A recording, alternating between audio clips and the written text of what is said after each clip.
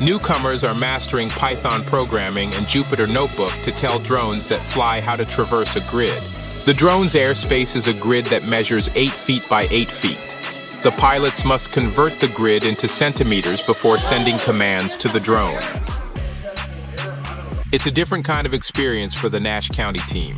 With a year under their belt and a meteoric rise and almost capturing first place last year, they're focused and confident. The words met the work when Team Washington showed up. It was all hands on deck.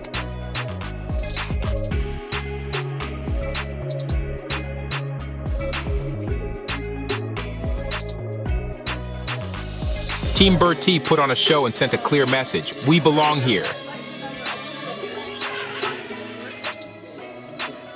Newcomers, Hertford County, are poised to shake up the high school competition and compete for the crown.